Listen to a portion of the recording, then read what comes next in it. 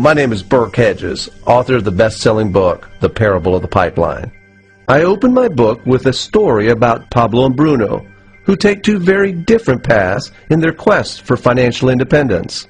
What you're about to see is the delightful animated story of their adventure.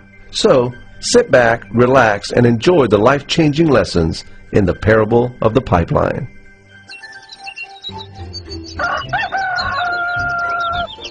Far away, in a small village, near a beautiful valley, lived two friends, Pablo and Bruno. They were both young and dreamed of a better life for themselves. They'd often discuss their dreams about how they would become the most successful men in the village. They weren't afraid of hard work, and they searched for opportunities to help realize their goals and achieve their dreams. One day, an opportunity presented itself.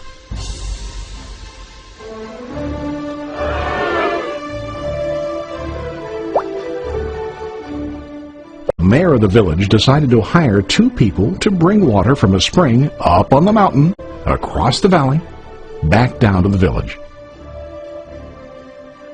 They were to be paid based on the amount of water delivered to the village. Bruno and Pablo enthusiastically got to work. Every day, from morning till evening, they carried buckets to and from the spring. They worked hard, carrying water to the village. In the evening, they'd return home with their day's wages.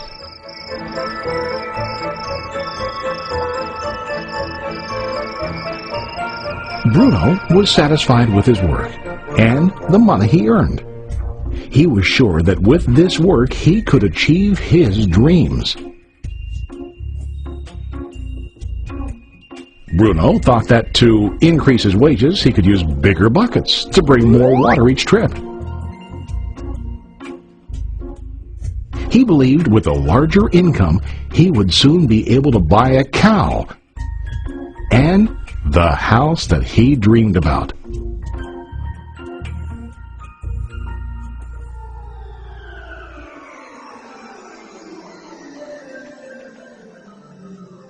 Now Pablo was not satisfied.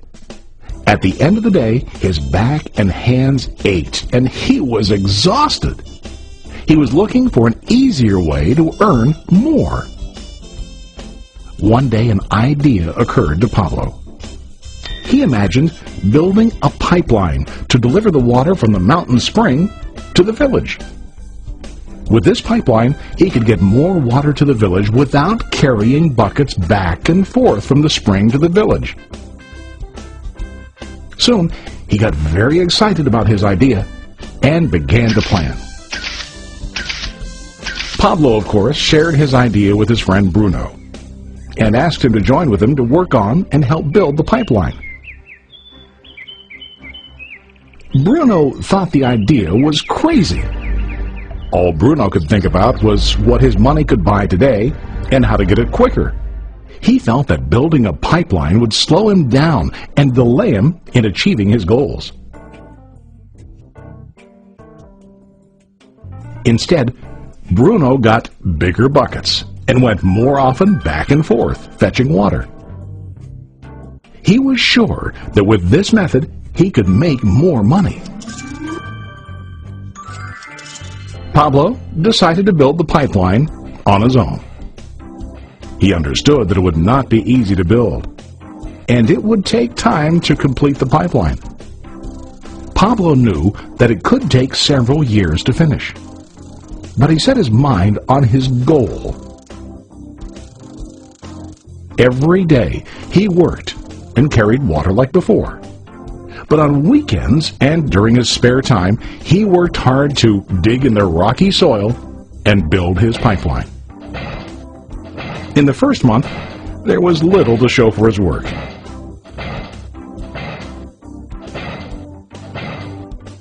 Bruno and the villagers laughed and teased him.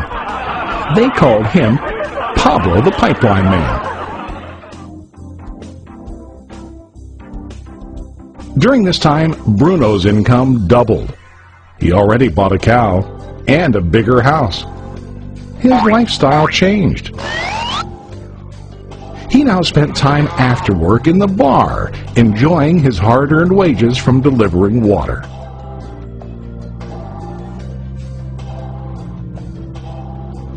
What Bruno didn't realize was that his body was starting to stoop from carrying heavy buckets every day.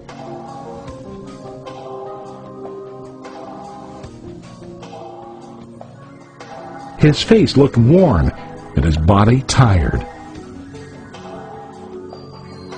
Soon, he began to carry less and less water due to the wear and tear on his body.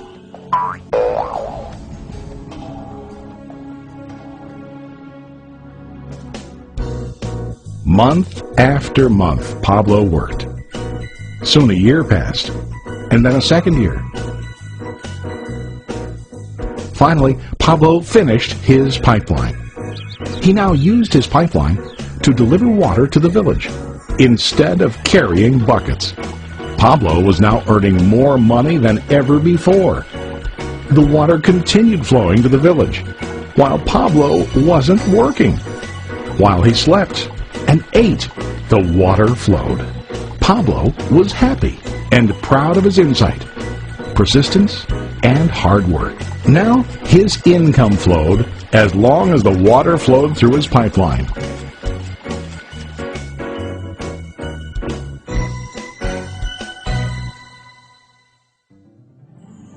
The story of Bruno and Pablo is a reflection of life.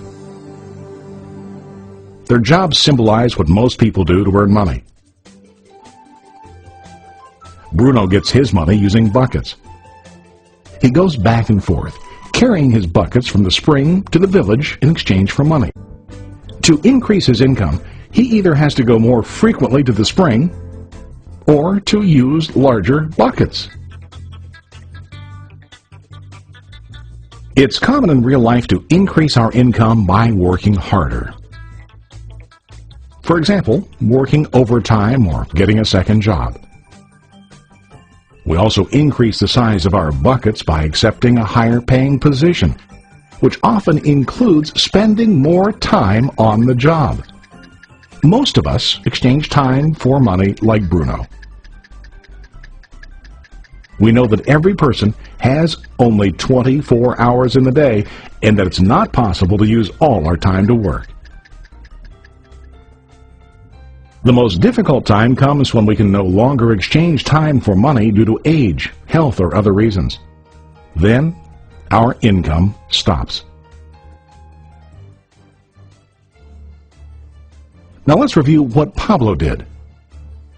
Very wisely, Pablo did not exchange all of his time for limited income, but he used some of his time to build a pipeline. He knew that the pipeline would bring ongoing income as long as the water flowed. An ongoing income that multiplied the time he worked each day. Pablo knew that someday, maybe because of age or health, he would no longer be able to exchange his available time for money. Pablo knew that if he could make his idea of a pipeline work, then he only has to do the hard work of building the pipeline. After the pipeline was completed, Pablo was able to monitor and maintain the flow of water to ensure that his income will continue. Pablo has shown us that to earn an income, we don't always have to directly exchange time for money. There really are better ways. How about you? Are you still like Bruno, who directly exchanges time for money? Or do you want to be like Pablo, building and maintaining a pipeline for ongoing income? If you are interested in the idea of building your own pipeline, contact the person who lent you this presentation. You can start building your pipeline today.